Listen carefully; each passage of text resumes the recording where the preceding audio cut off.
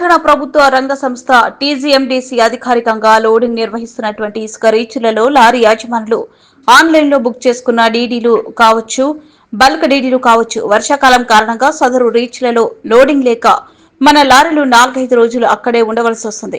తద్వారా లారీ డ్రైవర్లు అక్కడ కనీస వసతులు లేక తీవ్ర ఇబ్బందులు ఎదుర్కొంటున్నారని ఆటోనగర్ ఇసుక లారీల యాజమానుల సంఘం అధ్యక్షులు సుర్విరాజు గౌడ్ దృష్టికి రాగానే ఈరోజు టీజీఎండీసీ ఎండీ భవేష్ మిశ్రాని కలిసి అట్టి ఆర్డర్లను లోడింగ్ కు అనుకూలమైన రీచ్లకు ట్రాన్స్ఫర్ చేయాలని కోరడం జరిగింది.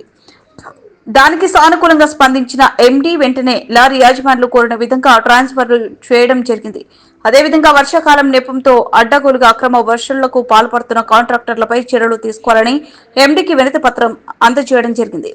ఈ కార్యక్రమంలో ఆటోనగర్ ఇసుక లారీలు యాజమానులు సంఘం ప్రధాన కార్యదర్శి లగోని అంజయ్య గౌడ్, గోధుమగడ్డ జంగారెడ్డి, ఆవుల వెంకటేష్ యాదవ్, మల్లారెడ్డి, అంతటి నరేష్ గౌడ్, సర్వే మహేష్ గౌడ్, ముడ్డేటి మహేష్ గౌడ్, గిరి యాదవ్, అసోసియేషన్ నాయకులు మరియు ఇసుక లారీల యజమానులు పాల్గొన్నారు.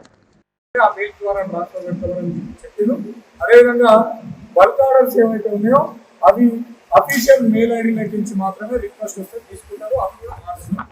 మన ఇండివిజువల్ గా ఇక్కడ వేరే మెయిల్ ఐడీలకి వస్తే దాన్ని యాక్సెప్ట్ చేయదు. వాట్సాప్ పెట్టినా యాక్సెప్ట్ చేయదు.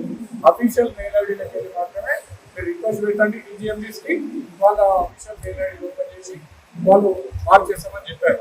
ఇక రెండో అంశం ఏంటంటే లోడింగ్ డబ్బులు. లోడింగ్ డబ్బులు 1000, 2000, 3000 ఇవాళ దాదాపు 4000, 6000 వరకు కూడా వెళ్ళింది. కాబట్టి దాని మీద కూడా మనం స్ట్రిక్ట్గా కంప్లైంట్ పెట్టడం జరిగింది.